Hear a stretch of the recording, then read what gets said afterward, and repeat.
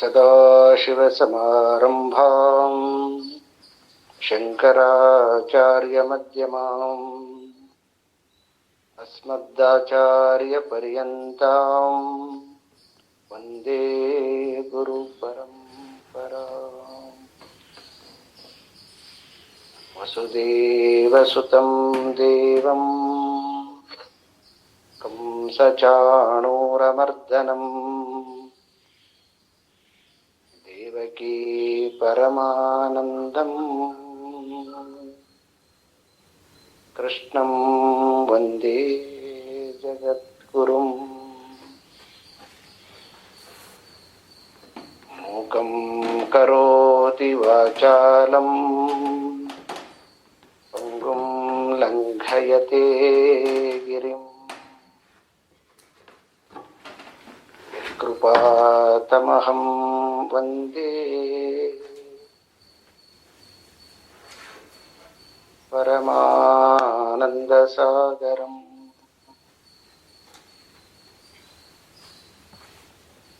ॐ सहना भवतु सहनौ भुनक्तु सह वीर्यं करवावहै तेजस्विनावधीतमस्तु मा विद्विषावहै। ॐ शान्ति शान्ति शान्तिः।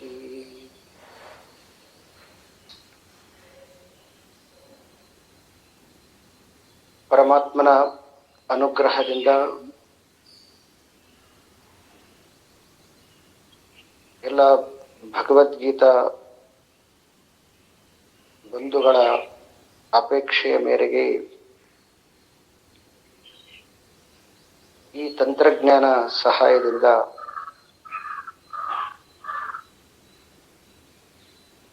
ಯಾವ ಜಗದ್ಗುರು ಸರ್ವ ನಿಯಾಮಕ ಸರ್ವಜ್ಞನಾಗಿರ್ತಕ್ಕಂತಹ ಪರಮಾತ್ಮನ ಉಪದೇಶವನ್ನ, ಪರಮಾತ್ಮನ ವಾಣಿಯನ್ನ ನಾವು ನಮ್ಮ ನಮ್ಮ ಪ್ಲೇಸಲ್ಲಿ ಇದ್ದು ನಮಗೆಲ್ಲರಿಗೂ ಕೂಡ ಇದನ್ನ ತಿಳಿಲಿಕ್ಕೆ ಅನುಕೂಲ ಮಾಡಿಕೊಟ್ಟಿರ್ತಕ್ಕಂತಹ ತಂತ್ರಜ್ಞಾನಕ್ಕೂ ಕೂಡ ನಾವು ಶರಣು ಅಂತ ಹೇಳ್ತಾ,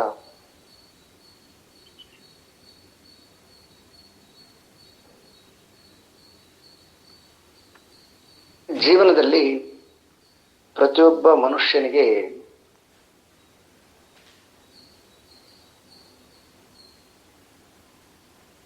ಒಂದಿಷ್ಟು ಧರ್ಮ ಅರ್ಥವಾಗಿದೆ, ಇನ್ನೂ ಒಂದಿಷ್ಟು ಧರ್ಮ ಅರ್ಥವಾಗದೆ ಇರತಕ್ಕಂತಹದ್ದು.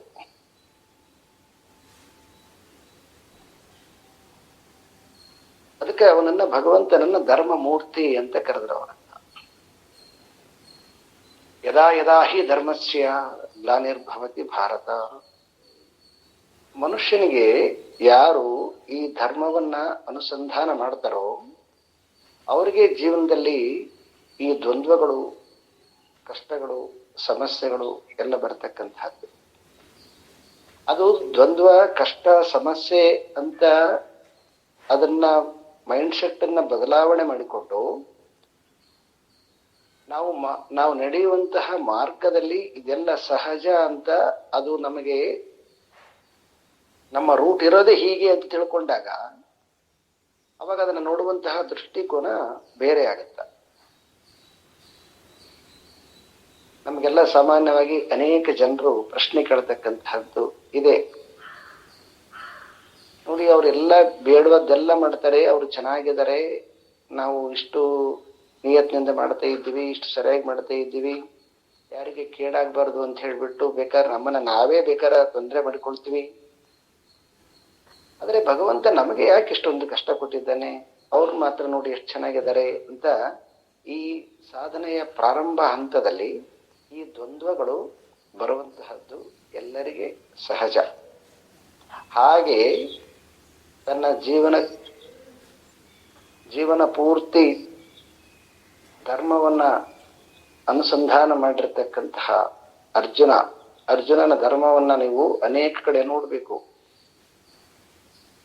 ಸೊ ನಿವಾತೆ ಕೀಚಕರನ್ನ ಸಂಹಾರ ಮಾಡಿದ ಮೇಲೆ ಅಲ್ಲಿ ಸ್ವರ್ಗದಲ್ಲಿ ಅವನಿಗೆ ಎಲ್ಲ ಭೋಗಗಳನ್ನ ದೇವೇಂದ್ರ ಎಲ್ಲವನ್ನ ಪ್ರೊವೈಡ್ ಮಾಡಿದ. ಆದರೆ ಅರ್ಜುನ ತನ್ನ ಧರ್ಮವನ್ನ ಬಿಟ್ಟು ಕದಲಿಲ್ಲ. ಅಷ್ಟು ಸಂಯಮಿಯಾಗಿರ್ತಕ್ಕಂಥವನು, ಅಷ್ಟೊಂದು ಸಂಯಮಿಯಾಗಿರ್ತಕ್ಕಂಥವನು, ಅಷ್ಟು ಜೀವನದಲ್ಲಿ ಒಂದು ಅರ್ಜುನ ಅರ್ಜವಂತಂದ್ರೆ ಸ್ಫುಟ ಸ್ವಚ್ಛತೆ ಅಂತ, ದೋಷ ಇಲ್ಲದೆ ಇರ್ತಕ್ಕಂತಹ ವ್ಯಕ್ತಿ. ಸೊ ಇಷ್ಟು ಕಮಲದ ಹೂವಿನಂತೆ ಸ್ವಚ್ಛವಾಗಿದ್ದೇ ಇರ್ತಕ್ಕಂತಹ ಅರ್ಜುನನ ಮನಸ್ಸು ಈ ಸಂದರ್ಭದಲ್ಲಿ ಅತ್ಯಂತ ಕೊಳಕಾಗಿದೆ ಅಂತ, ಗಲೀಜಾಗಿದೆ ಅಂತ, ಕ್ಲೈಬ್ಯಂ ಅಂತ ಒಂದು ಶಬ್ದವನ್ನ ಪರಮಾತ್ಮ ಇಂದಿನ ಶ್ಲೋಕದಲ್ಲಿ ಪ್ರಯೋಗ ಮಾಡಿದ. ಕ್ಲೈಬ್ಯಂ ಮಾಸ್ಮಗಮಃ ಪಾರ್ಥ ನೈತತ್ವಯುಪಪದ್ಯತೆ ಕ್ಷುತ್ರಂ ಹೃದಯ ದೌರ್ಬಲ್ಯಂ ತ್ಯಕ್ತ ಉತ್ತಿಷ್ಠ ಪರಂತಪ ಅಂತ ಹೇಳಿದ. ನಿನ್ನ ಮನಸ್ಸು ಅಶುಚಿಯಾಗಿದೆ, ಆ ಅಶುಚಿಯಿಂದ ಹೊರಗಡೆ ಬಾ ಅಂತ ಹೇಳಿದ.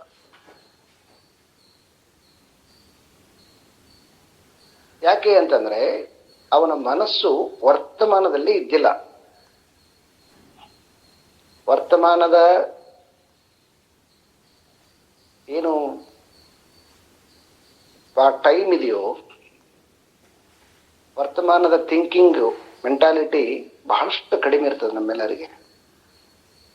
ನಾವೆಲ್ಲರೂ ಕೂಡ ಸೊ ಇಲ್ಲ ಪೂರ್ವದ್ದನ ಇರ್ಬೋದು, ಇಲ್ಲ ಉತ್ತರದ್ದನ ಇರ್ಬೋದು, ಈ ರೀತಿಯಾಗಿ ಮೆಂಟಾಲಿಟಿಯಲ್ಲಿ ಇರ್ತವಾಗ್ಲಿ, ಪಾಸ್ಟ್ ಫ್ಯೂಚರ್ ಅಲ್ಲಿ ಇರ್ತವಾಗ್ಲಿ, ವರ್ತಮಾನದಲ್ಲಿ ಇರ್ತಕ್ಕಂತಹದ್ದು ಬಹಳಷ್ಟು ಕಡಿಮೆ. ನಮಗೆ ವರ್ತಮಾನದ ಧರ್ಮ ಯಾವುದು ಮತ್ತು ಉತ್ತರದ ಧರ್ಮ ಯಾವುದು, ಪೂರ್ವದ ಧರ್ಮ ಯಾವುದು, ಯಾವ್ಯಾವ ಸಂದರ್ಭದಲ್ಲಿ ಯಾವುದನ್ನ ಅನುಸರಿಸಬೇಕು, ಈ ಎಲ್ಲ ನಾಲೆಡ್ಜ್ ನಮಗೆ ಕೊರತೆ ಇರೋದ್ರಿಂದ ಆ ಧರ್ಮ ಏನಾಗುತ್ತಂದ್ರೆ ಒಂದ್ರ ಮೇಲೆ ಒಂದು ಪ್ರಯೋಗವಾಗಿ ಅದನ್ನ ವೇದಾಂತದಲ್ಲಿ ಅಧ್ಯಾಸ ಅಂತ ಕರೀತಾರೆ. ಅಧ್ಯಾಸೋ ನಾಮ ತಸ್ಮಿನ್ ತದ್ಬುದ್ಧಿ ಅಂತ. ಅಧ್ಯಾಸವನ್ನ ಮಾಡಿಕೊಂಡು ಬುದ್ಧಿ ತನಗೆ ತಿಳಿದಿರ್ತಕ್ಕಂತಹದ್ದನ್ನ ನಿಶ್ಚಯ ಮಾಡಿಕೊಳ್ಳುತ್ತದೆ. ಇದು ಅರ್ಜುನಿಗೆ ಗೊತ್ತಾಗೋದಿಲ್ಲ, ಆದ್ರೆ ಅದರ ಮೇಲೆ ನಿಂತುಕೊಂಡಿರ್ತಕ್ಕಂತಹ ಗುಣಾತೀತನಾಗಿರ್ತಕ್ಕಂತಹ ಪರಮಾತ್ಮನಿಗೆ ಚೆನ್ನಾಗಿ ಇದು ಗೊತ್ತಾಯ್ತಿತ್ತು. ಗೊತ್ತಾಗಿ 2-3 ಶಬ್ದಗಳನ್ನ ಪ್ರಯೋಗ ಮಾಡಿದ. ಮೊದಲನೇದು ಕ್ಲೈಬ್ಯಂ ಅಂತ ಹೇಳಿದ, ಆಮೇಲೆ ಅನಾರ್ಯ ಅಂತ ಹೇಳಿದ, ಮತ್ತು ಅಕೀರ್ತಿ ಪಡ್ಕೊಳ್ತೀಯಾ. ಯಾವ್ದನ್ನ ಕೀರ್ತಿ ಪಡ್ಕೊಳ್ತೀನಿ ಅಂತ ತಿಳ್ಕೊಂಡಿದ್ನೋ, ಈ ದ್ರೋಣಾಚಾರ್ಯರನ್ನ, ಭೀಷ್ಮಾಚಾರ್ಯರನ್ನ ಮತ್ತು ಇಡೀ ಕ್ಷತ್ರಿಯ ಕುಲವನ್ನ ಸಂಹಾರ ಮಾಡೋದ್ರಿಂದ ನಾನು ಅಕೀರ್ತಿಯನ್ನ ಪಡೆದು ನರಕಕ್ಕೆ ಹೋಗ್ತೀನಿ ಅಂತ ಏನ್ ತಿಳ್ಕೊಂಡಿದ್ನೋ, ಈಗ ಪರಮಾತ್ಮ ಅದನ್ನ ರಿವರ್ಸ್ ಆಗಿ ಹೇಳ್ತಾ ಇದ್ದಾನೆ. ನಿನ್ನ ಥಿಂಕಿಂಗ್ ಪ್ಯಾಟರ್ನ್ ಕೂಡ ಅಕೀರ್ತಿ ಕಡೆ ಹೋಗ್ತಾ ಇದೆ. ನೀನು ಆರ್ಯ, ಆದ್ರೆ ಅನಾರ್ಯನಂತೆ ಮಾತನಾಡ್ತಿದ್ದೀಯಾ, ಕೀರ್ತಿವಂತ, ಅಕೀರ್ತಿಯನ್ನ ಬಯಸ್ತಾ ಇದ್ದೀಯಾ. ಕಾರಣ ಏನಂತಂದ್ರೆ ನಿನ್ನ ಮನಸ್ಸು ಕಲ್ಮಶದಿಂದ ತುಂಬಿದೆ ಅಂತ ಹೇಳಿ ಪರಮಾತ್ಮ ಯಾವಾಗ ಅರ್ಜುನನಿಗೆ ಒಂದು ಚಾಟಿಯ ಏಟನ್ನ ಕೊಟ್ಟ, ಅವನು ಸಾರಥ್ಯ, ಅವನು ಎಲ್ಲರನ್ನ ಸಂಯೋಜನೆಗೊಳಿಸುವವನು, ಎಲ್ಲರನ್ನ ಚಾಲನೆಗೊಳಿಸುವವನು, ಎಲ್ಲರನ್ನ ಸರಿಯಾದ ದಿಕ್ಕಿನಲ್ಲಿ ನಡೆಸುವಂತವನು. ಈ ಶಬ್ದಗಳಿಂದ ಅರ್ಜುನನಿಗೆ ಒಂದಿಷ್ಟು ತನ್ನ ಏನ್ ಥಿಂಕಿಂಗ್ ಪ್ಯಾಟರ್ನ್ ಇತ್ತು ಅದನ್ನ ಬಿಟ್ಟು ಹೇಳಿರ್ತಕ್ಕಂತಹ ಪರಮಾತ್ಮ ಇರತಕ್ಕಂತಹ ವಾಣಿಯಲ್ಲಿ ಅವನ ಮನಸ್ಸು ನೆಟ್ಟಿತು. ಸ್ವಲ್ಪ ಅವನ ಮನಸ್ಸು ಆ ಕಡೆಗೆ ಫೋಕಸ್ ಆಯ್ತು. ನಾನು ಹಿಂದಿನ ಅಧ್ಯಾಯದಲ್ಲಿ ಹೇಳಿದೆ, ಹಿಂದಿನ ಶ್ಲೋಕದಲ್ಲಿ ಹೇಳಿದೆ ನಾನು, ಇದು ಯಾರಿಗೆ ಬರುತ್ತೆ ಅಂತಂದ್ರೆ, ಯಾರು ಜೀವನದಲ್ಲಿ ಒಂದಿಷ್ಟು ಧರ್ಮವನ್ನ ಅನುಸಂಧಾನ ಮಾಡಿದ್ದಾರೋ ಅವರಿಗೆ ಮಾತ್ರ ಸರಿಯಾದ ಸಂದರ್ಭದಲ್ಲಿ ಸರಿಯಾದ ನಿರ್ಣಯವನ್ನ ತೆಗೆದುಕೊಳ್ತಕ್ಕಂತಹ ಮನೋಸ್ಥಿತಿ ಬರುತ್ತೆ. ಯಾರಿಗೆ ಧರ್ಮ ಇಲ್ಲವೋ ಅವ್ರಿಗೆ ಈ ಸೂಕ್ಷ್ಮತೆ ಬರೋದಿಲ್ಲ. ಇದು ಒಬ್ಬ ಸ್ಟೂಡೆಂಟ್ ಲಕ್ಷಣ, ಒಬ್ಬ ಸಾಧಕನ ಲಕ್ಷಣ. ಈ ಕ್ವಾಲಿಟಿ ಇರಬೇಕು. ಆ ಕ್ವಾಲಿಟಿ ಇತ್ತಂತಂದ್ರೆ ಅದು ಕ್ವಾಲಿಟಿ ಹೆಂಗ್ ಬರ್ತಂದ್ರೆ ಧರ್ಮದಿಂದ ಬರುತ್ತೆ. ಅದಕ್ಕೆ ಜೀವನದಲ್ಲಿ ಧರ್ಮ ಅಂತಕ್ಕಂಥದ್ದು ಬಹಳ ಮುಖ್ಯ. ಸೊ ಈ ಧರ್ಮ ಪರಿಪಾಲನೆ ಮಾಡಿರ್ತಕ್ಕಂತಹ ಅರ್ಜುನನಿಗೆ ಈಗ ಸರಿಯಾದ ಒಂದು ದೃಷ್ಟಿಕೋನ ಭಗವಂತನ ವಾಣಿಯಿಂದ ಅವನಿಗೆ ಸರಿಯಾಗಿ ಜ್ಞಾನೋದಯ ಆಯಿತು. ಜ್ಞಾನೋದಯ ಆಗಿ ಈಗ ತನ್ನನ್ನ ತಾನು ಈ ಶ್ಲೋಕಗಳನ್ನ ಶರಣಾಗತಿ ಶ್ಲೋಕ ಅಂತ ಕರೀತಾರೆ ಇವನ್ನೆಲ್ಲ. ಈ ನಾವೇನು ಸೆಕೆಂಡ್ ಚಾಪ್ಟರ್ ಶುರು ಮಾಡಿದ್ದೀವಿ, 7ನೇ ಶ್ಲೋಕ 8ನೇ ಶ್ಲೋಕ ಇವೆರಡಿದಾವಲ್ವಾ, ಈ 2 ಶ್ಲೋಕಗಳು ಸೊ ಶರಣಾಗತಿ ಶ್ಲೋಕಗಳು. ಈಗ ಅವನಿಗೆ ನಾನೇನೋ ತಪ್ಪು ಮಾಡ್ತಾ ಇದ್ದೀನಿ ಅಂತಕ್ಕಂತಹದ್ದು ಸೊ ಮನಸ್ಸಿಗೆ ಪ್ರಜ್ಞೆ ಬಂದು ಈಗ ಅವನು ಪರಮಾತ್ಮನಲ್ಲಿ ತನ್ನನ್ನ ತಾನು ಸರೆಂಡರ್ ಶರಣಾಗತಿ ಭಾವದಿಂದ ಕುರೂನ ಹತ್ವಾಹಿ ಮಹಾನುಭಾವಾನ್, ಏ ಮಹಾನುಭಾವ, ನೀನು ನನಗೆ ಗುರು, ನನ್ನನ್ನು ಸರಿಯಾದ ದಿಕ್ಕಿನಲ್ಲಿ ನನ್ನನ್ನು ಕರ್ಕೊಂಡು ಹೋಗು. ಶ್ರೇಯೋ ಭೋಕ್ತುಂ ಭೈಕ್ಷಮಪೀಹ ಲೋಕೆ, ಯಾವುದು ಶ್ರೇಯಸ್ಸು ಅಂತಕ್ಕಂಥದ್ದು ನನಗೆ ಗೊತ್ತಿಲ್ಲ. ಸೊ ಹಾಗಾಗಿ ನನಗೆ ಯಾವುದು ಶ್ರೇಯಸ್ಸು ಅದನ್ನು ನನಗೆ ನೀನು ತಿಳಿಸಿಕೊಡು.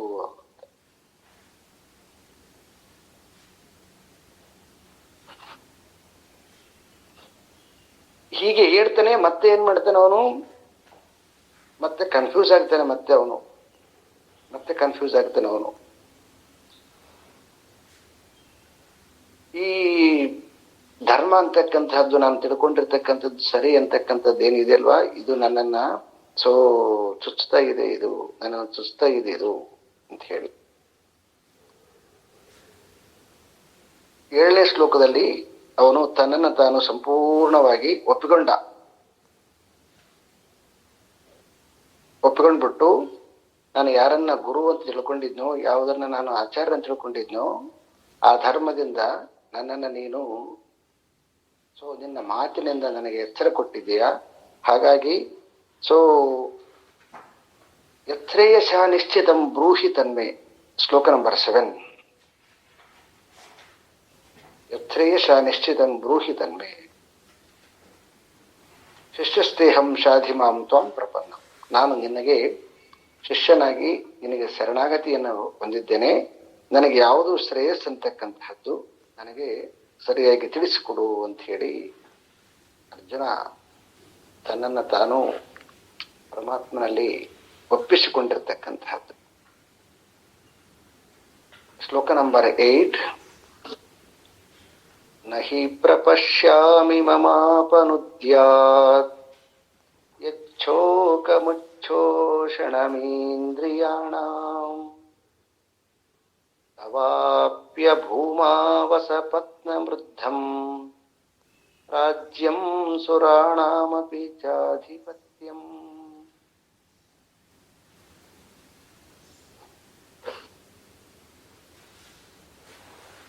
ನಹಿ ಪ್ರಪಶ್ಯಾಮಿ ಮಮಾಪನುದ್ಯಾತ್ ಯಚ್ಛೋಕಮುಚ್ಛೋಷಣಮೀಂದ್ರಿಯಾಣಾಂ ತವಾಪ್ಯ ಭೂಮಾವಸಪತ್ನಮೃದ್ಧಂ ರಾಜ್ಯಂ ಸುರಾಣಾಮಪಿ ಚ ಅಧಿಪತ್ಯಂ. ಶತ್ರುಗಳೇ ಇಲ್ಲದೆ ಇರತಕ್ಕಂತಹ ರಾಜ್ಯವನ್ನ ನಾನು ಸಂಪಾದನೆ ಮಾಡಿಕೊಂಡ್ರು ಅಷ್ಟೇ ಅಲ್ಲ, ಸುರಾಣಾಮಪಿ ಅಂದ್ರೆ ಸುರ ದೇವತೆಗಳ ಲೋಕವನ್ನ ಕೂಡ ಪಡೆದುಕೊಂಡ್ರು. ಯಚ್ಛೋಕ ಮುಚ್ಛೋಷಣವಿಂದ್ರಿಯಾಣಂ ನಹಿ ಪ್ರಪಶ್ಯಾಮಿ ಮಮಾಪನುದ್ಯಾತ್. ಆದ್ರೆ ಈ ಇಂದ್ರಿಯಗಳ ತಾಪ ಇದೆಯಲ್ವಾ, ಈ ಇಂದ್ರಿಯಗಳ ತಾಪವನ್ನ ಈ ಎರಡೂ ಲೋಕದ ಸಂಪತ್ತನ್ನ ಪಡೆದುಕೊಂಡರೂ ಕೂಡ ಇದನ್ನ ಸಹಿಸಿಕೊಳ್ಳಿಕ್ಕೆ ಸಾಧ್ಯ ಇಲ್ಲ ಅಂತ ಹೇಳಿ ನನಗೆ ಗೊತ್ತಾಗುತ್ತೆ ಇದೆ. ಬಹಳ ಅದ್ಭುತವಾಗಿರ್ತಕ್ಕಂಥ ಮಾತು ಇದು.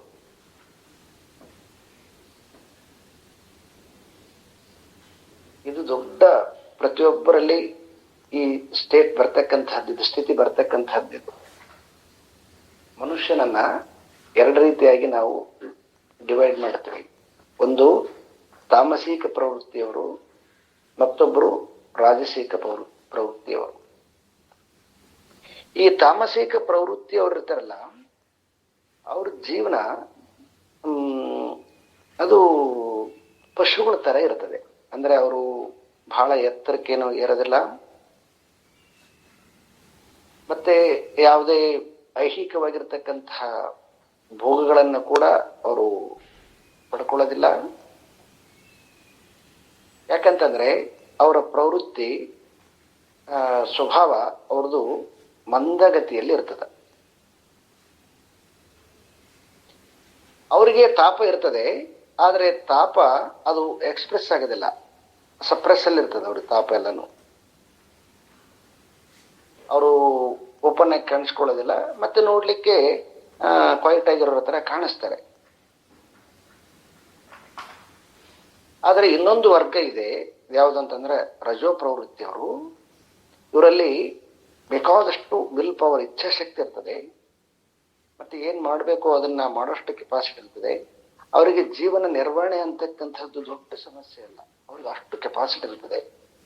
ಯಾವುದನ್ನು ಕೂಡ ಚಾಲೆಂಜ್ ಆಗಿ ಮಾಡ್ತಾರೆ. ಗೋಲ್ ಮುಟ್ಬೇಕಂತಂದ್ರೆ ಮುಟ್ಟುತ್ತಾರೆ. ಈ ಎಲ್ಲ ಕ್ವಾಲಿಟಿಗಳು, ಈ ಎಲ್ಲ ಟಾಪ್ ಫ್ಯಾಮಿಲಿಯಲ್ಲಿ ಇರ್ಬೋದು, ಮತ್ತೆ ಇನ್ನು ಹೊರಗಡೆ ಬಂದ್ವು ಅಂತಂದ್ರೆ ಈ ದೊಡ್ಡ ದೊಡ್ಡ ಸೆಲೆಬ್ರಿಟಿಗಳಂತ ಏನು ಕರಿತೀವಿ, ಅವರೆಲ್ಲ ಭಯಂಕರ ಇಚ್ಛಾಶಕ್ತಿ ಇರ್ತದೆ ಅವರಿಗೆ. ಅವರು ಏನನ್ನ ಸಾಧಿಸಬೇಕು ಅಂತಾರೆ ಅದನ್ನ ಸಾಧಿಸ್ತಾರೆ, ಅಷ್ಟು ಪ್ರಾಣಶಕ್ತಿ ಇರ್ತದೆ ಅವರಿಗೆ. ಅದನ್ನೆಲ್ಲ ನಾವು ರಜೋ ಪ್ರವೃತ್ತಿ ಅಂತ ಕರಿತೀವಿ. ಅದು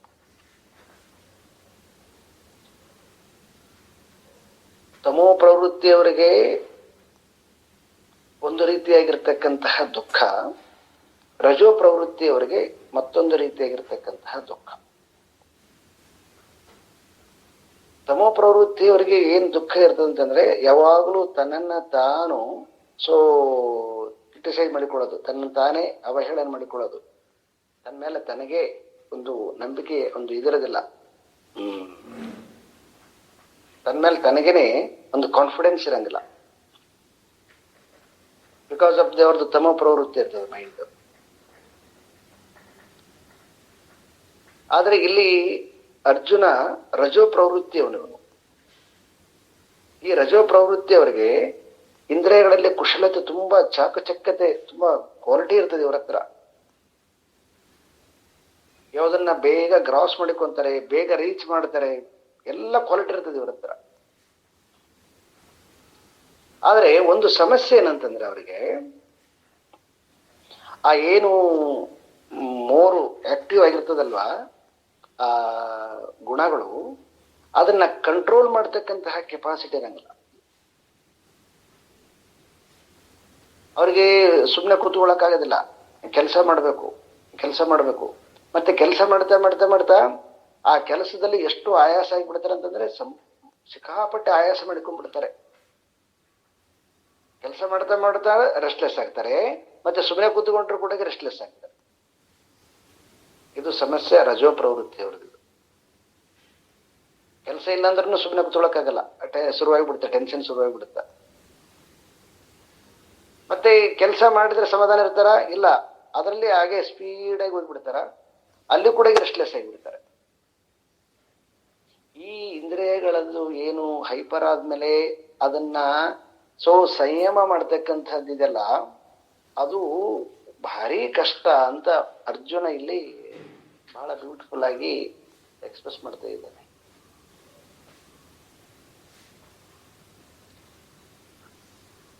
ಇಚ್ಛೋಕ ಮುಚ್ಛೋಷಣಮೀಂದ್ರಿಯಾಣ, ಇಂದ್ರಿಯಗಳನ್ನು ದಹಿಸುತ್ತಿರುವ ಈ ಶೋಕ ಇದೆಯಲ್ವಾ, ಈ ದುಃಖ ಇದೆಯಲ್ಲ, ಇದು ತಡ್ಕೊಳಕ್ಕೆ ಇದು ಭಾರಿ ಕಷ್ಟ ಇದು. ಅವಾಗ ವೈರಿ ಯಾರಾಗಲ್ಲ, ಅವ್ರ ಮನಸ್ಸೇ ಅವ್ರಿಗೆ ವೈರಿ ಆಗುತ್ತೆ. ಅವಾಗ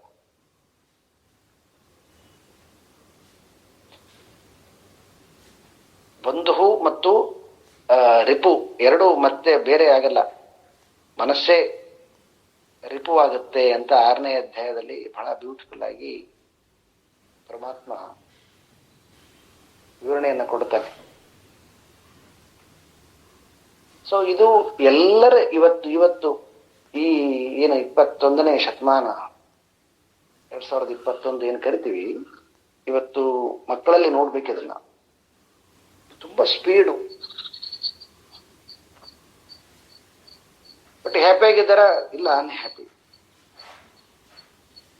ಅವ್ರಿಗೆಲ್ಲ ಪ್ರೊವೈಡ್ ಇದೆ, ಎಲ್ಲ ಸಿಗ್ತಾ ಇದೆ, ಆದ್ರೆ ಆ ಇಂದ್ರಿಯಗಳಲ್ಲಿ ಸ್ವಭಾವ ಸ್ಪೀಡ್ ಆಗಿಬಿಟ್ಟದ.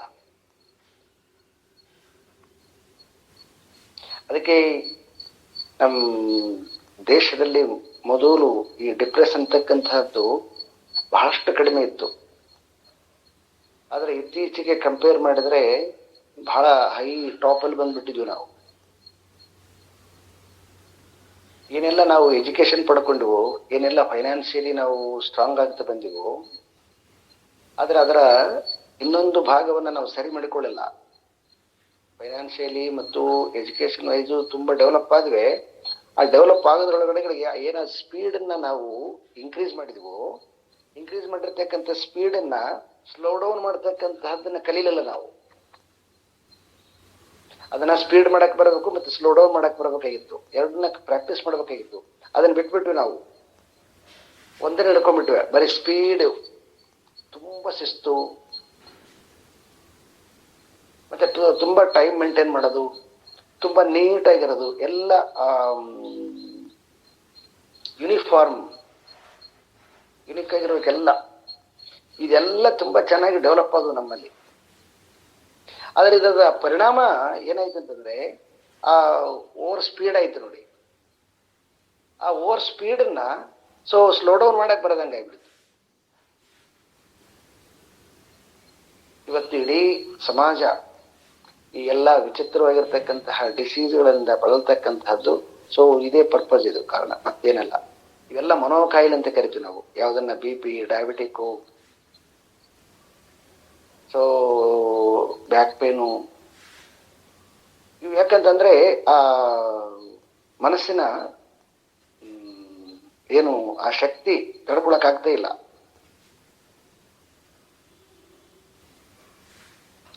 ಅದಕ್ಕೆ ಇವತ್ತು ನಮಗೆ ಯೋಗ ಅಂತಕ್ಕಂತಹದ್ದು ಬಹಳ ಮುಖ್ಯ ಆಗ್ಯದ. ಯಾರಿಗೆ ತುಂಬಾ ಸ್ಪೀಡ್ ಆಗಿದ್ದೀವೋ ಅವರು ಪ್ರಾಣಾಯಾಮಗಳನ್ನ, ಯೋಗಾಸನಗಳನ್ನ ಮಾಡ್ತಾ ಮಾಡ್ತಾ ಮಾಡ್ತಾ ಅದನ್ನ ಸ್ಲೋ ಡೌನ್ ಮಾಡಿಕೋಬೇಕು. ಅದನ್ನ ಇನ್ನು ತಮೋ ಪ್ರವೃತ್ತಿಯವರಿದ್ದರು ಅದನ್ನ ಸ್ವಲ್ಪ ಅಗ್ರಿವೇಟ್ ಮಾಡ್ಬೇಕು, ಅದು ನೆಕ್ಸ್ಟ್ ಮಾಡುವ ಹೆಚ್ಚಿಗೆ ಮಾಡ್ಬೇಕು ಮನಸ್ಸಿನ ಶಕ್ತಿಯನ್ನ.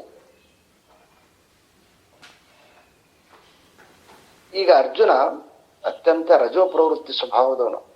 ಅವನಿಗೀಗ ಅರಿವಾಯ್ತು. ಏನ್ ಅರಿವಾಯ್ತು ಅಂತಂದ್ರೆ, ಈ ಲೋಕದಲ್ಲಿ ಶತ್ರುಗಳೇ ಇಲ್ಲದಿರ್ತಕ್ಕಂತಹ ರಾಜ್ಯವನ್ನ ಪಡ್ಕೋಬಹುದು, ಅಥವಾ ದೇವತೆಗಳ ಒಡೆತನವನ್ನ ಪಡ್ಕೋಬಹುದು. ಇದೆಲ್ಲನೂ ಕೂಡ ಪಡ್ಕೊಂಡ್ರು ಕೂಡ ನನ್ನ ಇಂದ್ರಿಯಗಳ ತಾಪ ಇದೆಲ್ಲ, ಈ ತಾಪವನ್ನ ಶಮನ ಮಾಡ್ತಕ್ಕಂತಹದ್ದು, ಇದನ್ನ ಸಹಿಸಿಕೊಡ್ತಕ್ಕಂತಹದ್ದು ನನಗೆ ಆಗ್ತಾ ಇಲ್ಲ ಅಂತ ಹೇಳಿ ತುಂಬಾ ನಿಜವಾದ ದುಃಖವನ್ನ ಎಕ್ಸ್ಪ್ರೆಸ್ ಮಾಡಿದ. ಮೊದಲು ಧಾರ್ಮಿಕ ನಿಯಮಗಳನ್ನ ಎತ್ತಿಕೊಂಡು ಮಾತನಾಡಿದ. ಈಗ ಅವನಿಗೆ ಗೊತ್ತಾಯ್ತು, ಈಗ ಅವನಿಗೆ ಅದಕ್ಕಿಂತನೂ ಕೂಡ ನನ್ನ ಸ್ವಭಾವ ನನ್ನನ್ನ ಈ ರೀತಿಯಾಗಿ ಬಂಧಿಸ್ತಾ ಇದೆ ಅಂತಕ್ಕಂಥದ್ದು ಗೊತ್ತಾಯ್ತು. ಅದಕ್ಕೆ ಈ ತಾಪವನ್ನು ನನಗೆ ತಾಳಕ್ಕಾಗ್ತಾ ಇಲ್ಲ.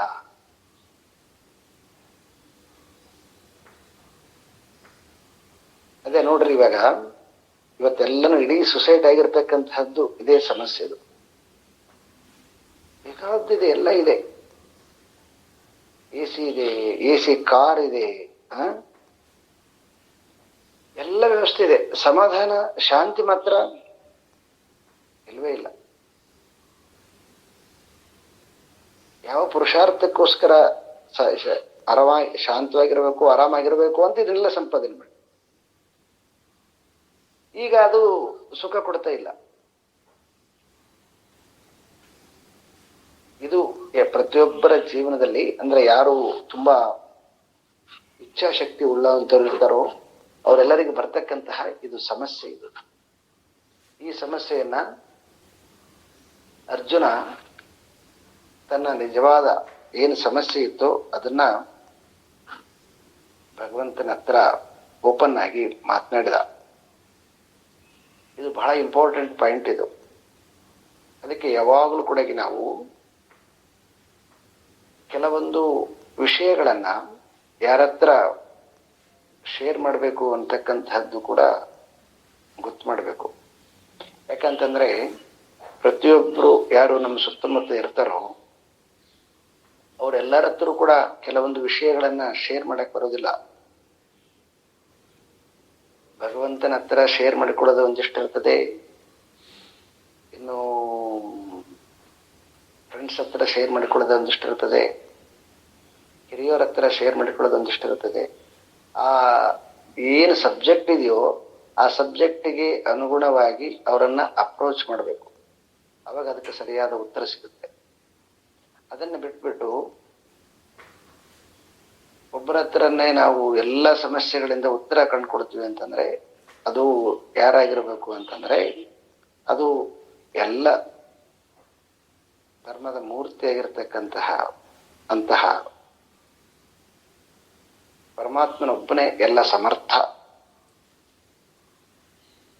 ಹಾಗಾಗಿ ಅರ್ಜುನಿಗೆ ಸರಿಯಾಗಿ ಪುಣ್ಯದ ಬಲದಿಂದ ಆ ಪರಮಾತ್ಮನ ಒಂದು ಅವನಿಗೆ ಸಾನ್ನಿಧ್ಯ ಸಿಕ್ತು. ಅವನ ಸಾನ್ನಿಧ್ಯದ ಫಲದಿಂದ ನಮ್ಮೆಲ್ಲರಿಗೂ ಕೂಡ ಈ ಭಗವದ್ಗೀತೆ ಸಿಕ್ಕಿರ್ತಕ್ಕಂಥದ್ದು. ನಾವು ಕೃಷ್ಣನನ್ನ ಎಷ್ಟು ನಾವು ಪ್ರೀತಿ ಮಾಡ್ತೀವೋ ಅಷ್ಟೇ ಪ್ರೀತಿ ನಮಗೆ ಅರ್ಜುನ್ ಮೇಲೆ ಕೂಡ ಬರಬೇಕು. ಯಾಕಂದ್ರೆ ಅರ್ಜುನ ನಿಜವಾಗ್ಲೂ ತನ್ನನ್ನು ತಾನು ಓಪನ್ ಅಪ್ ಆಗಿ ಇಷ್ಟು ವಿಷಯಗಳನ್ನ ಹೇಳ್ಕೊಳ್ಳದೆ ಹೋಗಿದ್ರೆ ಇಷ್ಟು ಅಗಾಧವಾಗಿರ್ತಕ್ಕಂತಹ ವಿದ್ಯೆ ಭೂಮಿಗೆ ಬರದೇ ಹೋಗ್ಬಿಡ್ತಿತ್ತು. ಅದಕ್ಕೆ ನರ ನಾರಾಯಣರು ಅಂತ ಕರೀತಾರೆ ಒಟ್ಟಿಗೆ. ಹಾಗಾಗಿ ನಮಗೆ ಇಲ್ಲಿ ಒಬ್ಬ ನಮ್ಮ ಜೀವನ ಪಾತ್ರದಲ್ಲಿ ನಮ್ಮಲ್ಲೇನೆ ಇಬ್ರು ಇದ್ದಾರೆ, ಜೀವ ಮತ್ತು ಜೀವಾತ್ಮ ಮತ್ತು ಅಂತರಾತ್ಮ. ಜೀವಾತ್ಮನ ಸ್ಥಾನದಲ್ಲಿ ಅರ್ಜುನ, ಅಂತರಾತ್ಮನ ಸ್ಥಾನದಲ್ಲಿ ಕೃಷ್ಣ ಪರಮಾತ್ಮ. ಧ್ಯಾನ, ಜಪ, ಮೌನ ಎಲ್ಲವನ್ನ ಪ್ರಾಕ್ಟೀಸ್ ಮಾಡ್ತಾ ಮಾಡ್ತಾ ಮಾಡ್ತಾ ಈ ಸತ್ಸಂಗ ಮನಸ್ಸು ಯಾವಾಗ ತಿಳಿಯಾಗತ್ತಾ ಅವಾಗ ನೀವು ಒಂದು ಸ್ವಲ್ಪ ಸೆಕೆಂಡ್ಗಳ ಕಾಲ ಸ್ವಲ್ಪ ಮೌನವಾಗಿದ್ದೀರಿ ಅಂತಂದ್ರೆ ನಿಮ್ಮ ಸಮಸ್ಯೆಗಳಿಗೆ ನಿಮ್ಮಲ್ಲೇನೆ ಉತ್ತರ ಸಿಗುತ್ತ. ಇದು ಎಲ್ಲರಿಗೆ ಪಾಸಿಬಲ್ ಇದೆ, ಯಾರ ಹತ್ರಕ್ಕೆ ಹೋಗ್ಬೇಕಾಗಿಲ್ಲ. ಎಲ್ಲರಿಗೆ ಸಂಶಯ ಬರುತ್ತೆ, ಯಾರ್ರೀ ಕೃಷ್ಣನ್ ಅಂತವ್ರು ಗುರುಗಳು ಯಾರು ಇರ್ತಾರೆ, ನಮಗೆ ಯಾರು ಸಿಗ್ತಾರೆ? ಸೊ ಅದಕ್ಕೆ ಒಂದು ಕ್ಲೂ ಕೊಡ್ತಾ ಇದ್ದೀನಿ, ಯಾರ ಹತ್ರಕ್ಕೆ ಹೋಗೋದು ಬೇಕಾಗಿಲ್ಲ. ನೀವು ನಿಮ್ದು ಏನು ತುಂಬಾ ನಿಜವಾದ ಸಮಸ್ಯೆ ಇತ್ತಂತಂದ್ರೆ ಈ ಕಲ್ಮಶ ತುಂಬಿರ್ತಕ್ಕಂತಹ ಮನಸ್ಸಿನಿಂದ ಅದಕ್ಕೆ ಉತ್ತರ ಹುಡುಕ್ಬಾರ್ದು, ಅದ್ರ ಬಿಟ್ಟು ಬಿಡ್ಬೇಕು. ಅದನ್ನ ಕಲ್ಮಶ ತುಂಬಿರ್ತಕ್ಕಂತಹ ಮನಸ್ಸನ್ನ ಬಿಟ್ಟುಬಿಟ್ಟು ಒಂದಿಷ್ಟು ನಿಮಗೆ ಯಾವುದು ಸ್ವಭಾವದಲ್ಲಿ ನಿಮಗೆ ಜಪ ಮಾಡೋದ್ರಿಂದ ಮನಸ್ಸು ಸಮಾಧಾನ ಆಗುತ್ತಾ, ಇಲ್ಲ ಪ್ರಾಣಾಯಾಮ ಮಾಡೋದ್ರಿಂದ ಮನಸ್ಸು ಸಮಾಧಾನ ಆಗುತ್ತಾ, ಇಲ್ಲ ಏನಾದರೂ ಧ್ಯಾನ ಮಾಡೋದ್ರಿಂದ ಟೆಕ್ನಿಕ್ ಯಾವ್ದಾರ ಅಳವಡಿಸಿಕೊಂಡು ಸಮಾಧಾನ ಆಗತ್ತಾ, ಅದನ್ನ ಒಂದು ಸ್ವಲ್ಪ ಕಂಡುಕೊಳ್ಬೇಕು. ಅದನ್ನ ಕಂಡುಕೊಂಡು ಅದರಲ್ಲಿ ಒಂದು ಸ್ವಲ್ಪ ಹೊತ್ತು ನಿಲ್ತಕ್ಕಂತಹ ಮನಸ್ಸು ಬೆಳೆಸ್ಕೋಬೇಕು. ಬೆಳೆಸಿಕೊಂಡಂತಂದ್ರೆ ಅವಾಗ ನಿಮ್ದು ಯಾವುದು ರಿಯಲ್ ಸಮಸ್ಯೆ ಇರ್ತದೋ, ನಿಜವಾದ ಸಮಸ್ಯೆ ಇರ್ತದೋ ಆ ಸಮಸ್ಯೆಗೆ ನಿಮಗೆ ಖಂಡಿತವಾಗ್ಲೂ ಕೂಡ ಉತ್ತರ ಸಿಗುತ್ತೆ.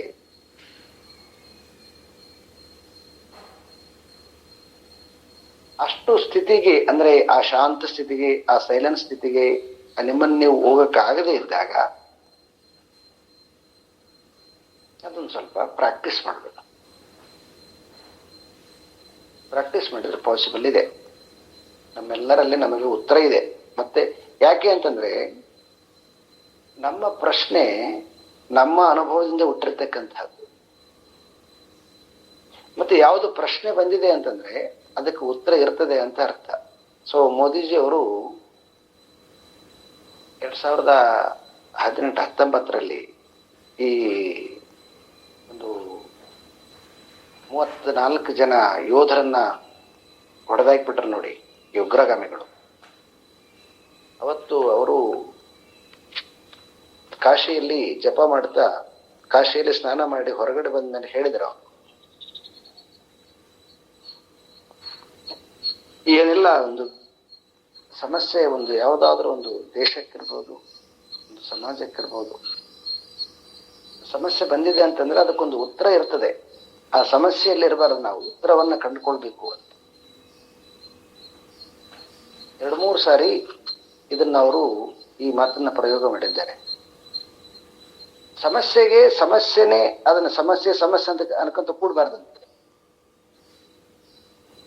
ಆ ಸಮಸ್ಯೆ ನಮಗೆ ಯಾಕೆ ಬಂದಿದೆ ಅಂತಂದ್ರೆ ನಾವು ಇನ್ನೂ ಬೆಳವಣಿಗೆ ಆಗ್ಬೇಕಾಗ್ಯದ, ಆ ಕಾರಣದಿಂದ ಸಮಸ್ಯೆ ಬಂದಿದೆ.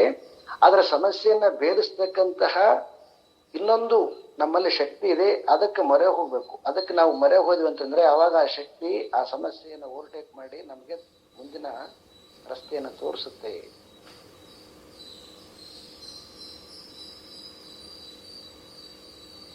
ಸೊ ಆ ಕಾರಣದಿಂದ ನಮಗೆ ಜೀವನದಲ್ಲಿ ಈ ಎಲ್ಲ ಯಾಕೆ ಕೊಟ್ಟಿದ್ದಾರೆ ಈ ಉಪಾಸನಾ ಕ್ರಮಗಳಂತಂದ್ರೆ, ಬಹಳ ಜನಕ್ಕೆ ಉಪಾಸನ ಕ್ರಮಗಳನ್ನ ಖಂಡನೆ ಮಾಡತಕ್ಕಂತಹದ್ದು.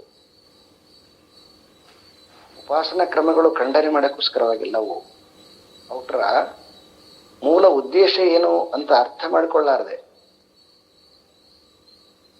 ಏನು ಜಪ ಮಾಡಿಬಿಟ್ರೆ ನಿಮಗೆ ಪರಮಾತ್ಮ ಒಲ್ತ್ ಬಿಡ್ತಾನ, ಪರಮಾತ್ಮ ದರ್ಶನ ಕೊಟ್ಬಿಡ್ತಾನ ಅಂತ ಬಹಳ ಜನ ಕೇಳತಕ್ಕಂಥ. ಜಪ ಮಾಡೋದ್ರಿಂದ ದರ್ಶನ ಅಲ್ಲ, ಜಪ ಮಾಡೋದ್ರಿಂದ ಮನಸ್ಸು ಸಮಾಧಾನವಾಗುತ್ತೆ. ಯಾವಾಗ ಮನಸ್ಸು ಸಮಾಧಾನವಾಗುತ್ತೆ ಅವಾಗ ಅದು ಸಾಮಾನ್ಯವಾದ ಮನಸ್ಸು ಆಗದೆ ಸ್ವಲ್ಪ ಎತ್ತರವಾಗಿರ್ತಕ್ಕಂಥ ಮನಸ್ಸಾಗುತ್ತೆ. ಅವಾಗ ಅದು ಮನಸ್ಸು ಅಂತ ಅನಿಸ್ಕೊಳ್ಳೋದಿಲ್ಲ. ಅದು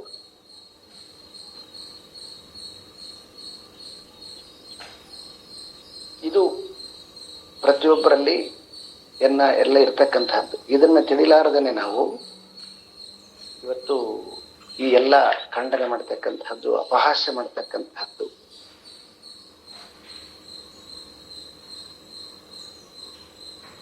ಯಾವಾಗ ಇದೆಲ್ಲ ಗೊತ್ತಾಗೋದಿಲ್ಲ, ಒಂದು ಸಮಯ ಬರ್ತದೆ. ಒಂದು ಸಮಯ ಬಂದಾಗ ಅವಾಗ ಅದೆಷ್ಟು ತಾಪ ಅಂತಕ್ಕಂಥದ್ದು ಗೊತ್ತಾಗುತ್ತೆ. ಈ ಕೆಲವೊಬ್ಬರು ನೋಡಿ, ಈ ಹಿಟ್ಲರ್ ಯಾಕೆ ಸುಸೈಡ್ ಮಾಡಿಕೊಂಡ? ಅವನಿಗೆ ಎಷ್ಟು ಶಕ್ತಿ ಇತ್ತು. ಸೇಮ್ ಈ ಅರ್ಜುನನ ಪ್ರಶ್ನೆ ಏನದು ಸೇಮ್ ಅವನಿಗೆ ಹೆಂಗ ಆಯ್ತು ನೋಡ್ರಿ. ಯಚ್ಚೋಕ ಮುಚ್ಚೋಷಣಂ ಇಂದ್ರಿಯಣಂ. ಈ ಇಂದ್ರಿಯಗಳು ದಹಿಸ್ತಕ್ಕಂಥದ್ದು ಏನದು ಆ ರೆಸ್ಟ್ಲೆಸ್ ಆದಾಗ ಏನು ಸ್ಥಿತಿ ಇರ್ತದಲ್ಲ, ನಾವು ಯಾವ್ದನ್ನ ಎಂಜೈಟಿ ಅಂತ ಕರಿತೀವಿ. ಎಂಜೈಟಿಲಿ ಹೇಗಾಗ್ತಾರೆ, ತಮ್ಮ ಕೈ ತಾವೇ ಕುಯ್ಕೊಂಡ್ ಬಿಡ್ತಾರೆ. ಏನ್ ಮಾಡ್ತಾರೋ ಗೊತ್ತಿರೋದಿಲ್ಲ, ಹಾಗಾಗಿ ಬಿಡ್ತಾರೆ.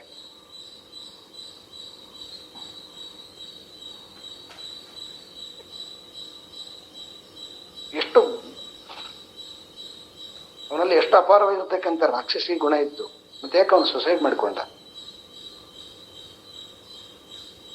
ಯಾಕಂದ್ರೆ ಮೊದಲು ಬೇರೆಯವ್ರನ್ನ ದಹಿಸಿರ್ತಕ್ಕಂಥದ್ದು ಅದೇ ಆ ಈಗೋ ಅವನನ್ನ ದಹಿಸಕ್ ಶುರು ಮಾಡಿಬಿಡ್ತದ, ಅವನನ್ನ ಸುಡುತ್ತದು. ಮೊದಲು ಬೇರೆಯವ್ರನ್ನ ಸುಟ್ಟಂಗೆ ಕಾಣಿಸ್ತದೆ, ಬೇರೆಯವ್ರ ತೊಂದರೆ ಕೊಟ್ಟಂಗೆ ಕಾಣಿಸ್ತದ. ಕೊನೆಗೆ ಅವ್ರನ್ನ ಅದು ಕಬಳಸಕ್ ಶುರುವಾಗುತ್ತೆ. ಇದು ನಮ್ಮ ಎಲ್ಲರಿಗೆ ಒಂದಿಲ್ಲ ಒಂದು ಸಂದರ್ಭದಲ್ಲಿ ನಮಗೆ ಇದೆಲ್ಲರಿಗೆ ಬರ್ತಕ್ಕಂತಹದ್ದು ಸ್ಥಿತಿ. ಅದಕ್ಕೆ ಆ ಸ್ಥಿತಿಯನ್ನ ನಾವು ಮೊದಲೇ ಈ ಶಾಸ್ತ್ರದ ಪ್ರಮಾಣದಿಂದ ಒಂದಿಷ್ಟು ಜೀವನಕ್ಕೆ ಈ ಎಲ್ಲ ಶ್ರವಣ ಇರ್ಬೋದು, ಉಪಾಸನೆ ಇರ್ಬೋದು, ಸ್ವಲ್ಪ ಧ್ಯಾನ ಇರ್ಬೋದು, ಕೆಲವೊಂದು ಏಕಾದಶಿ ಅಂತಕ್ಕಂತಹ ವ್ರತಗಳಿರ್ಬೋದು, ಇವೆಲ್ಲವೂ ಕೂಡ ಜೀವನದಲ್ಲಿ ಉಪವಾಸಗಳು ಬಹಳ ಮುಖ್ಯ. ಇವೆಲ್ಲ ಕೆಲವೊಂದು ನಿಯಮಗಳನ್ನು ಇಟ್ಕೋಬೇಕಾಗುತ್ತೆ ಮನುಷ್ಯ.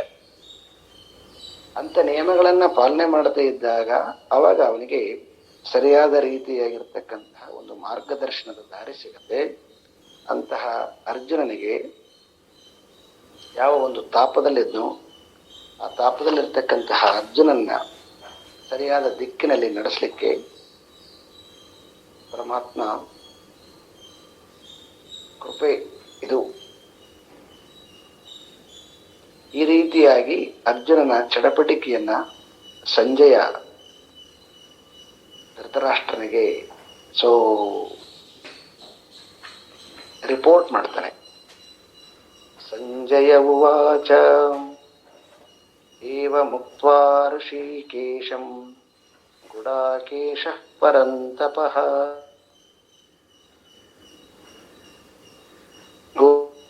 ಗೋವಿಂದಂ ಉಕ್ತ್ವಾ ತೃಷ್ಣಿಂ ಬಭೂವಃ.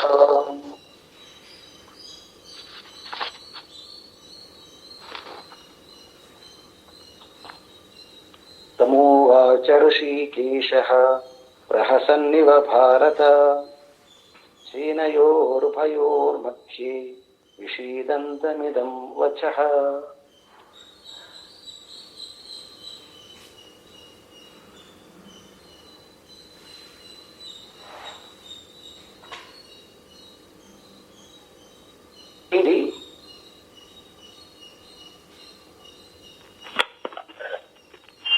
ನಿಮ್ ವಾಯ್ಸ್ ಬ್ರೇಕ್ ಆಗ್ತಾ ಇದೆ, ಕೇಳಿಸ್ತಾ ಇಲ್ಲ. ಆ ಶ್ಲೋಕ ಹೇಳಿದ್ಮೇಲೆ ಏನು ಕೇಳಿಸ್ತಾ ಇಲ್ಲ. ಕರೆಂಟ್ ಹೋಯ್ತು, ತಕ್ಷಣ ಕರೆಂಟ್ ಹೋದಾಗ ಅದು ಇದಾಯ್ತು. ಓ ಸರಿ ಸರಿ, ಗೊತ್ತಾಯ್ತು ಸರ್. ಓಕೆ.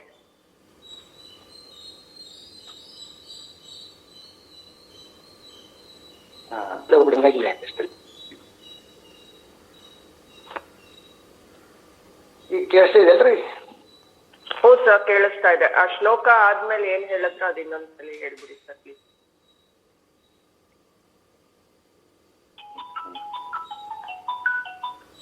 ಹೀಗೆ ನಾನು ತಾಪದಲ್ಲಿ ಧರ್ಮ ಸಮೇತಹ ಈ ರೀತಿಯಾಗಿರ್ತಕ್ಕಂತಹ ಮನೋಸ್ಥಿತಿಯನ್ನು ಇಟ್ಟುಕೊಂಡು ಯುದ್ಧ ಮಾಡಬೇಕು ಮಾಡಬಾರ್ದು. ಕೇಳಿಸ್ತಾ ಇದೇನ್ರಿ? ಇಲ್ಲ ಕೇಳಿಸ್ತಾ ಇಲ್ವಾ? ಕೇಳಿಸ್ತಾ ಇದೆ ಸರ್. ಹಲೋ, ಕೇಳಿಸ್ತಾ ಇದೆ ಸರ್. ಹಲೋ ಸರ್, ಕೇಳಿಸ್ತಾ ಇದೆ. ಕೇಳಿಸ್ತಾ ಇದೆ ಅಲ್ವಾ? ಸರ್. ಈ ರೀತಿಯಾಗಿ ದ್ವಂದ್ವದಲ್ಲಿ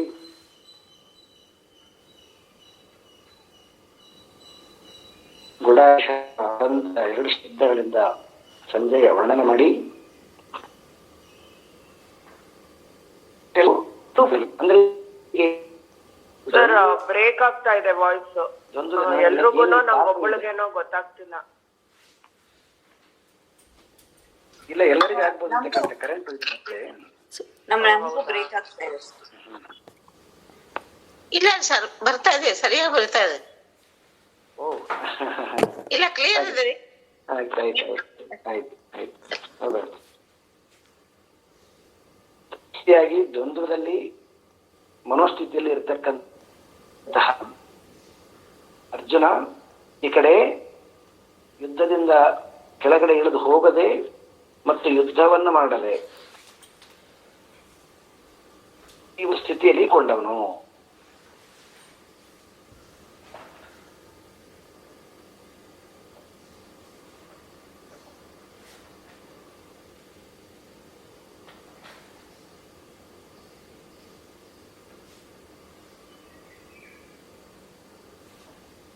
ಸರಿಯಾ? ತಮೋವಾಚ ಋಷಿಕೇಶಃ ಪ್ರಹಸನ್ನಿವ ಭಾರತ ಮಧ್ಯೆ ವಿಷೀದಂತಮಿದಂ ವಚಃ. ಕೇಳಿಸ್ತಾ ಇಲ್ಲ ಅಲ್ವಾ? ಇಲ್ಲ ಸರ್, ಇದು ಶ್ಲೋಕ ಇಲ್ಲ ಸರ್. ಶ್ಲೋಕಕ್ಕೆ ಮುಂಚೆ ಕಟ್ ಆಗೋಯ್ತು ಸರ್. ಮತ್ತೆ ಶ್ಲೋಕ 9, 10 ನೀವು ಹೇಳದ್ಮೇಲೆ ಇನ್ನೇನು ಅರ್ಥ ಆಗ್ಲಿಲ್ಲ ಸರ್, ಕೇಳಿಸಿಲ್ಲ ಸರಿಯಾಗಿ.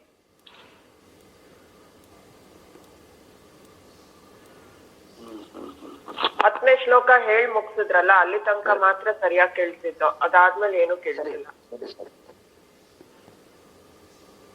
ಕರೆಂಟ್ ಹೋಯ್ತು, ಕರೆಂಟ್ ಹೋಗಿರೋದ್ರಿಂದ ಹಂಗಾಗ್ತಾ ಇದೆ.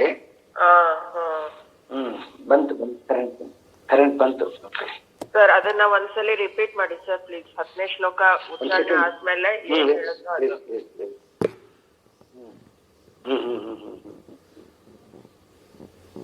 ಸೆಕೆಂಡ್ ಲಿಂಕ್ ಆಗುತ್ತೆ ಇದು. Okay okay. ಕೇಳಿಸ್ತಾ ಇದೆಯಲ್ವಾ ನನ್ನ ಮಾತು? ಹೌದು ಸರ್ ಕೇಳಿಸ್ತಾ ಇದೆ.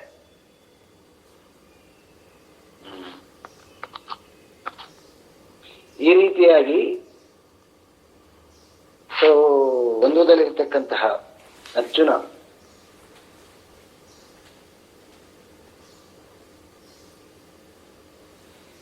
ಯುದ್ಧವನ್ನ ಮಾಡದೆ ಮತ್ತು ಯುದ್ಧರಂಗದಿಂದ ಹೊರಟು ಹೋಗದೆ ಸುಮ್ಮನೆ ಕುತ್ಕೊಂಡಿರ್ತಕ್ಕಂತಹ ಅರ್ಜುನ ಅವನ ಮನೋಸ್ಥಿತಿಯನ್ನ ಸಂಜಯ ಧೃತರಾಷ್ಟ್ರನಿಗೆ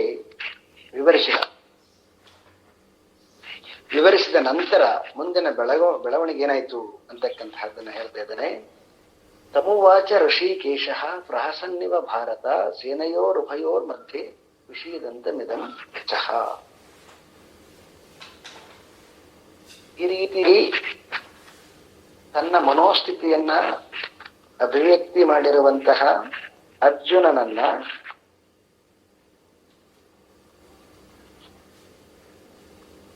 ಋಷಿಕೇಶನಾಗಿರ್ತಕ್ಕಂತಹ ಪರಮಾತ್ಮ ಬಹಳ ಸುಂದರವಾಗಿರ್ತಕ್ಕಂಥ ಶ್ಲೋಕ. ಪ್ರಹಸನ್ನಿವ ಭಾರತ, ಎರಡೂ ಸೇನೆಗಳ ಮಧ್ಯೆ ನಿಂತುಕೊಂಡು ಬೇಗುದಿಯಲ್ಲಿ ಬೆಂದು ಅಳುತ್ತಾ ದುಃಖ ಪಡುತ್ತಾ ಕಣ್ಣೀರು ಹಾಕುತ್ತಾ ಕುಳಿತಿರುವಂತಹ ಅರ್ಜುನನನ್ನ ನೋಡಿ ಪ್ರಹಸನ್ನಿವ ಭಾರತ ನೋಡಿ, ಬ್ಯೂಟಿಫುಲ್ ಅಂದ್ರೆ ಮುಗುಳ್ನಕ್ಕ ಕೃಷ್ಣ ಅಂತ.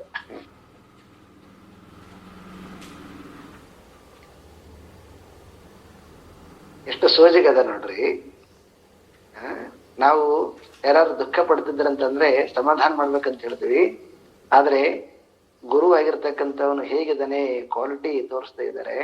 ಅವನು ಮುಗುಳ್ನಕ್ಕಾಗ ಏನಾಗುತ್ತೆ ಅಂತಂದ್ರೆ ಇನ್ನೊಂದು ಸ್ವಲ್ಪ ಮತ್ತೆಷ್ಟು ದುಃಖನೇ ಆಗುತ್ತೆ. ಹಾಗಾದ್ರೆ ಅರ್ಜುನಿಗೆ ಅಪಮಾನ ಮಾಡಬೇಕು ಅಂತಕ್ಕಂಥದ್ದಿತ್ತ? ಇಲ್ಲ, ಹಾಗಲ್ಲ. ಅದು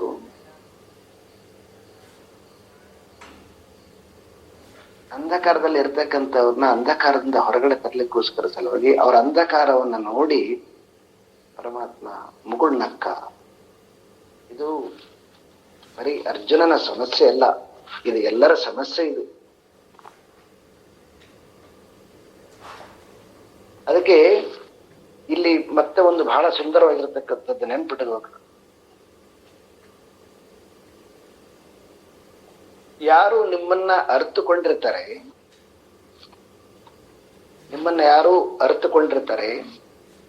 ಅವರು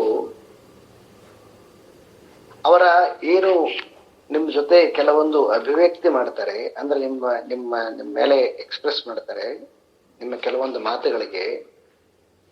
ಅಂತಹದನ್ನ ಸಾಮಾನ್ಯ ಜನರು ಹೇಗೆ ಮಾಡ್ತಾರೋ ಆ ರೀತಿಯಾಗಿ ತಗೋಬಾರದು. ಇದು ಬಹಳ ಇಂಪಾರ್ಟೆಂಟ್ ನೋಡ್ರಿ.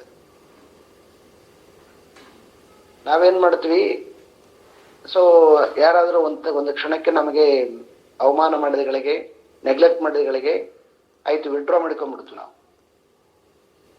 ಅದಕ್ಕೆ ಇಲ್ಲಿ ಬಹಳ ಸುಂದರವಾಗಿ ತೋರಿಸ್ತಾ ಇದ್ದಾರೆ. ಇವನ ಅಂಧಕಾರವನ್ನ ನೋಡಿ, ಇವನ ತಮೋ ಪ್ರವೃತ್ತಿಯನ್ನ ನೋಡಿ, ಇವನಿಗೆಂತ ತಿಳುವಳಿಕೆ ಇಲ್ಲದೆ ಇರ್ತಕ್ಕಂಥ ಧರ್ಮದ ಹುಚ್ಚು ಬಂದಿದೆಯಲ್ವಾ ಅಂತ ಹೇಳಿ ಋಷಿಕೇಶನಾಗಿರ್ತಕ್ಕಂತಹ ಪರಮಾತ್ಮ ಪ್ರಹಸನ್ನಿವ ಭಾರತ ನಗಿತ ಮುಗುಳ್ನಕ್ ಬಿಟ್ಟು, ಮುಗುಳ್ನಕ್ಕು ಸುಮ್ಮನೆ ಅವಮಾನ ಮಾಡಿ ಬಿಡ್ಲಿಲ್ಲ ಅವನ್ನ. ಅದನ್ನ ಅವನಿಗೆ ಕೇಳಿದ್ನೋ ಆ ಪ್ರಶ್ನೆಗಳಿಗೆ ಸೊ ಮುಂದೆ ಉತ್ತರ ಕೊಡ್ತಾನೆ. ಆ ಉತ್ತರವನ್ನ ನಾವು ಮತ್ತೆ ನೆಕ್ಸ್ಟ್ ಕ್ಲಾಸಲ್ಲಿ ಹೇಳಲಿಕ್ಕೆ ಪ್ರಯತ್ನ ಮಾಡೋಣ. ಅಂದ್ರೆ ಓಂ ಪೂರ್ಣಮದಃ ಪೂರ್ಣಮಿದಂ ಪೂರ್ಣಾತ್ ಪೂರ್ಣಮುದಚ್ಯತೆ ಪೂರ್ಣಸ್ಯ ಪೂರ್ಣಮಾದಾಯ ಪೂರ್ಣಮೇವಾವಶಿಷ್ಯತೆ. ಓಂ ಶಾಂತಿ ಶಾಂತಿ ಶಾಂತಿ.